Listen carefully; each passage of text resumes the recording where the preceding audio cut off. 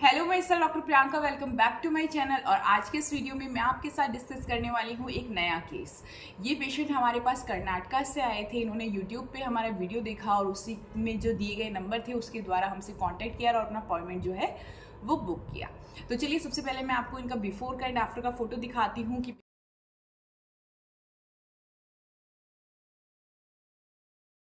जैसे कि आपने ये सारी फोटोज़ देखी। इसके बाद में हम इस वीडियो में डिस्कस करेंगे स्टेप बाय स्टेप कि सबसे पहले इनका क्या ट्रीटमेंट हुआ, उसके बाद क्या हुआ और किस तरीके से हम जो है इनके फाइनल रिजल्ट पे पहुंचे। तो ये सारी चीज़ें आज के इस वीडियो में मैं डिस्कस करूँगी। एक स्टेप बाय स्टेप आपको सारा क्लियर करती रहूँगी किस तरीके से किया जाता है। तो चलिए बिना कोई टाइम वेस्ट किए आज का वीडियो स्टार्ट करते हैं। वीडियो स्टार्ट करने से पहले चैनल को सब्सक्राइब कर दीजिए और बेल आइकन बटन ऑन करना ना भूलें। मेरा नाम डॉक्टर प्रियंका है। मेरा क्लिनिक जयपुर राजस्थान में है। कोई यहाँ आकर अपने दांतों का इलाज करवाना चाहता है तो नीचे दिए गए व्हाट्सएप नंबर पे कांटेक्ट करके अपना अपॉइंटमेंट जो है वो बुक कर सकते हैं।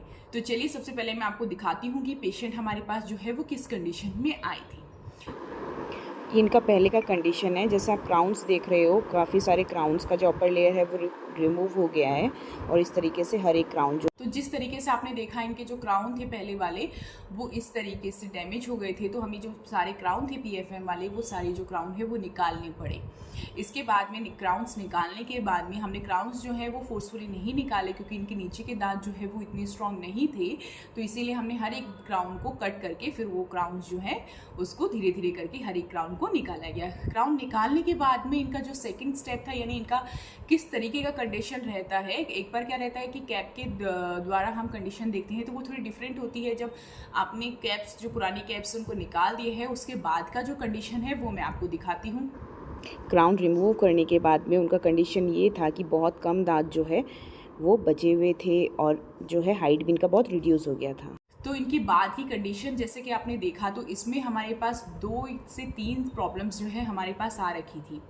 किस कंडीशन में प्रॉब्लम आ रखी थी? एक तो इनके मसूड़े जो है वो नीचे आ रखे थे तो हमें गम सर्जरी करना था, थोड़े से मसूड़े ऊपर करने थे क्योंकि जब भी ये स्माइल करते थे तो इनके मसूड़े भी जो है वो दिखाई देते थे, जैसे कि आपने इनके प्रीवियस फोटो में देखा होगा। तो इसलिए हमने इनकी गम सर्जरी की, जिंजाइवल मार्जिन्स बनाई, अच्छे से राउंड मार्जिन्स बनाई। उसको हीलिंग के टाइम के बाद में जब हमने इनके एक एक दांत का एग्जामिनेशन किया तो उसमें कुछ दांत ऐसे थे जो हिल रहे थे और कुछ दांत ऐसे थे जिनके नीचे इन्फेक्शन हो गया था। तो वो हमें इनके जो दांत हैं वो निकालने पड़े। वैसे कि हमने बहुत जितना हमसे हो सकता था हमने उतना दांतों को बचाने की कोशिश की है, किसी भी कंडीशन से बचाने की कोशिश की है, क्योंकि पेशेंट बिल्कुल नहीं चाहते थे कि उनके जो ओरिजिनल दांत है वो बिल्कुल भी निकाले जाएं। तो जितने भी मजबूत हो सकते थे, जितने मजबूत थे, कई दांतों को हमने कंपोजिट बिल्डअप करके उनका जो है हाइट इंक्रीज़ किया। इसमें हमें एक और था कि इनके जो दांतों के घिसने के बाद में क्या है, हमारे मुंह का जो हाइट होता है वो थोड़ा सा छोटा हो जाता है। तो जब हम फुल माउथ केस करते हैं तो उसमें हमें जो है इनका हाइट भी हल्का सा इंक्रीज़ करना था। वो भी एक चैलेंज था क्योंकि हमारी जो मसल्स होती हैं वो पुराने क्राउन्स के हिसाब से बहुत एडजस्ट हो जाती है। फिर जब हम नए क्राउन्स देते हैं, थोड़ा हाइट इंक्रीज़ करके देते हैं, तो उसमें पेशेंट को थोड़ा सा है एडजस्ट करने में प्रॉब्लम आती है और थोड़ा मसल्स के लिए भी वो एडजस्ट करने में थोड़ा सा इशू रहता है।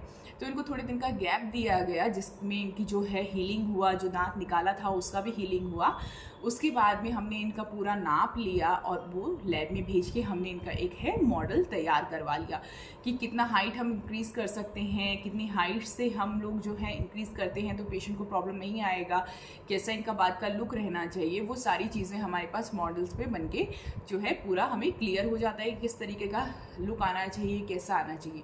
फिर जब हमने इनके जो क्राउन्स हैं, जितने भी क्राउन्स हैं वो बनवाए, उसके बाद में इन पेशेंट का एक और था, जब हमने इनका क्राउन सेट किया तो इनको अपने जो दांत हैं वो बहुत छोटे चाहिए थे, लेंथ में नहीं चाहिए थे, बहुत छोटे चाहिए थे कि ऐसा नहीं हो कि ये बात करें तो इनके दांत दिखे। तो इनको अपना जो दांत हैं वो बहुत ज़्यादा छोटे चाहिए थे, ज़्यादा लंबे नहीं चाहिए थे।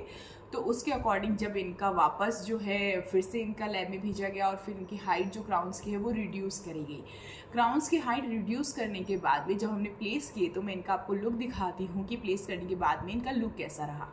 जैसे कि आपने देखा कि कितना डिफरेंस आ गया था जब क्राउन्स लगते हैं तो हमारी जो स्माइल है वो काफ़ी चेंज हो जाती है।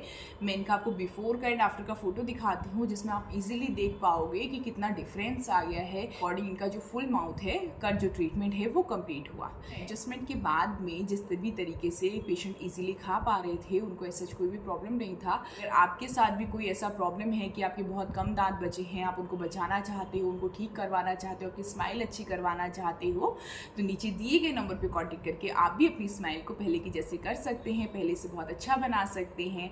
अगर अभी भी आपको कोई भी डाउट है, आप कुछ भी पूछना चाहते हैं तो नीचे लिख के पूछ सकते हैं।